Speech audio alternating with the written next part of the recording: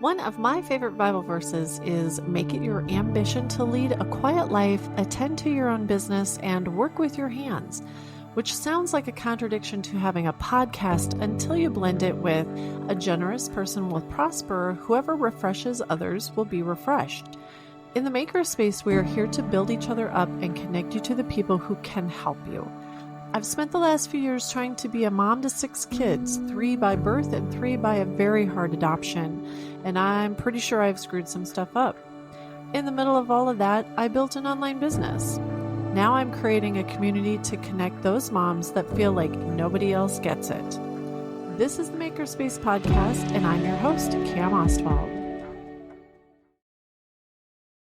So recently I was at a women's conference, and the verse of that conference was to keep your mind renewed. It's Ephesians 4:23.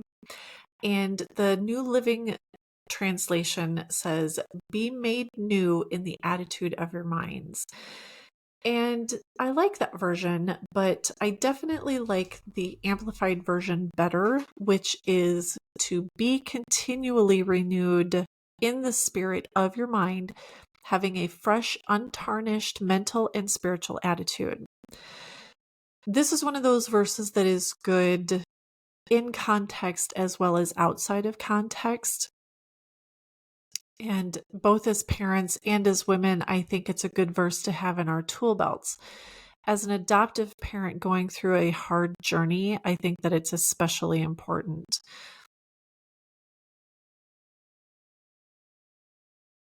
Our minds will let us down. Mine would go into overdrive and hypersensitivity, constantly imagining the worst scenario played out. And I still wrestle with this sometimes, even though the threats in our house have been removed for months. It's still an issue that I have to deal with, and still something that I have to kind of bring into submission, basically. In the Old Testament, King David actually would tell his soul to release his spirit to praise the Lord. And this is also something that I've had to do, is basically tell my mind to get in line and to stop going to these worst case scenarios, or to be looking for the lies or the threats or the death threats, that kind of thing.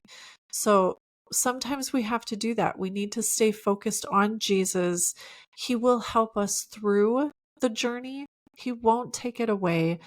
That's not what he does, but he will help guide us through it. And we have to be careful if we allow our minds to go to those places, because those aren't healthy places to be going. And adoption will take us to the very core of our belief system. It will challenge everything about your belief system, and you have to be prepared for that. Whether you're in it, thinking about it, have been through it, the most important thing is don't let go of him. He sees you. He wants you to tell him, show him. He wants you to tell him when you're mad, when you're sad, you're hurt, all of it. He wants you to tell him when you're happy. He wants to hear all of it. Just don't let go of him. For the longest time, I had on my computer screen, the wallpaper, it was a female soldier that I had found, and I'm sure I still have it on my computer, and I will share it on my website. But she was in a suit of armor. It was an obviously old-fashioned battle scene. She's wearing armor, but she's beaten up, she's bruised, she's tired. She's actually kneeling on the battlefield. She's got her sword that she's leaning on, and she's just tired. And for the longest time, that was how I felt. I felt like I was still in the battle, but I'm just laying on the field, like, just somebody come along and finish the job, because I'm tired of fighting. And I felt like anytime something happened, it was the enemy coming up and just kicking me while I was laying there. But I never left the battle. And I think that's the danger right now, and the reason that there are so many issues that we have to deal with as we go through the journey, and why it's so hard, is because so many people have left the battle. They've taken their armor and they've walked off because it's easier. It's absolutely easier to walk off and say, I'm done, I quit. But to stay in the battle for many reasons, because of adoption, because of our children, because of our marriages, to stay in the battle. We do it because we have friends who are there fighting along with us. We do it because the whole system is broken and needs to change. But if we don't continue to fight, then none of that is worth anything. And everything that we've been through has been for what? So I just encourage you, don't let go of him. Don't let go of Jesus' hand. Stay in the battle, as even as hard as it gets. Reach out for help. I know that there are so many issues with this, and this is something that I'll address in another podcast, probably one coming up. I've been thinking about some of the issues. I know that there are issues with trying to find help, and I understand that. I know that there are people who don't believe you. I understand that. God sees you. I see you. I'm praying for you. Reach out, and we will try to figure out something. For the longest time, I kept trying to reach out for help, and I just kept getting told, go to this person, go to this person, go to that person. So I get it. I understand. Just don't give up. And I just want to encourage you not to give up. So sometime today, and whether you are currently kind of that breath to breath, or if you're outside of that breath to breath challenge, you're able to live day by day. Either way, I want you to do something today that is for you, that will kind of renew your mind, that will refocus your mind, whether it's buying a small treat or have a pumpkin spice latte today in the afternoon, not in the morning. Go for a long drive. Go drive through your favorite neighborhood or your favorite park. And what I want you to do is breathe deeply. Take that breath deep, not the short survival breaths that you normally take. I want you to breathe in deep, let it out deep. And do a couple of those. That will help your mind to refocus and remember what it is that we are doing, what it is that we are fighting for. And when somebody asks why, or if your mind asks why are you doing this? Because it will, or it has. I've been there too. And you're questioning. I totally understand it. The Father sees you.